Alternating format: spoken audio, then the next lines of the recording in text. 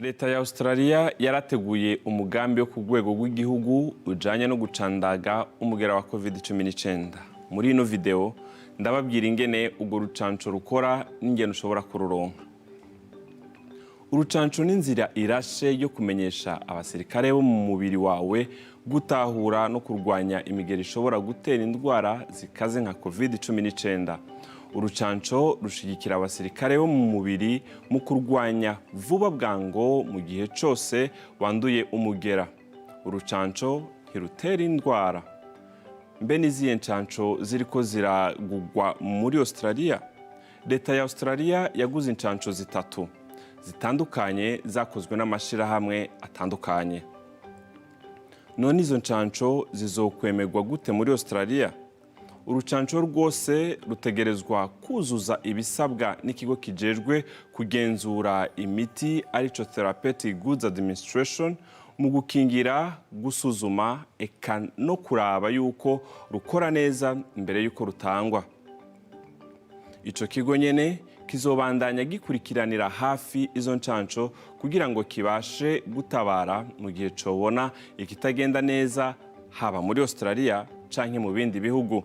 Ico gisata kandi kizosuzuma buri rucanco ruzinjira muri Australia ngene rutekewe imbere yuko rutangwa. Ninde azohabwa urwo rucanco mu ba mbere muri Australia? Ishirwa mu ngiro y'uwo mugambi w'urucanco rifise ingero zitandukanye kugira ngo rushikire abarukeneye gusumba abandi. Urugero rwa mbere rw'abazohabwa urwo rucanco n'ababa babangamiwe gusumba abandi. Urugero rwa mbere, abari mu kato hamwe n'abakora ku mipaka, abaforoma co kimwe n'abaganga, abari mu zabukuru n'abatwararika abagendana ubumuga hamwe n'abasanzwe baba mu mazu y'abari mu zabukuru. Urugero rwa mbere B, abantu barengeje imyaka 70, abakora mu gisata c'ubuvuzi, abasangwa butaka hamwe n'aba Torres Strait Islanders bari mu zabukuru, imisore n'inkumi bisumbuye kandi basanzwe bagendana ubugwayi harimwo ubumuga, abakozi bashobora kwandura umugera vyoroshe harimwo n'abapolisi, abasirikare, abazimyamiriro, abakora mu gisata co gutabariza hamwe n'abakora mu nyama. Urugero rwa kabiri A, abarengeje imyaka 50 co kimwe n'abakozi bakora ahantu hashobora kwandura vyihuse. Urugero rwa kabiri B, abantu bari mu mico itandukanye, gucandaga uwo wese atashoboye kwakira urucanco mu ngero zabanjirije. Urugero rwa gatatu, abana bo ni mu gihe bisabwe. Muri izo ngero zose, izo ncanco zizohabwa mu mice ibiri. Mu bisanzwe hazocamwo umwanya w'indwi zitatu canke zine. Muganga azoba yagucandaze azokumenyesha ryari ukeneye kwakira urwo rucanco rwa kabiri.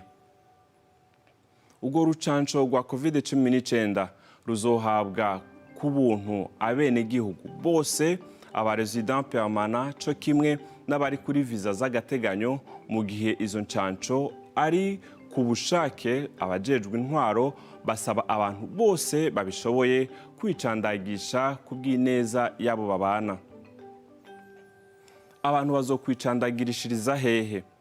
Mu rugero rwa mbere, abantu bazohabwa urwo rucanco biciye mu bitaro muri Australia hose hamwe n'ahasanzwe haba abageze mu zabukuru co kimwe n'ahasanzwe haba abagendana ubumuga.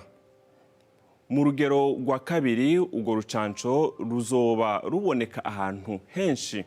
Usabwe kumenya ibigezweho biciye ku rubuga ngurukanabumenyi health.gov/au/gahetamye COVID-19 vaccines kugira ngo ushobore kumenya hehe uzokwicandagishiriza niwaramukirwa. Ni ngombwa ko ubandanya wikingira ukanakurikirana ingingo zo kwikingira COVID-19 mbere n'inyuma yo gukingirwa. Bandanya umenya ibigezweho mu kuja ku rubuga ngurukanabumenyi rwa SBS/com/au/gahetamye coronavirus.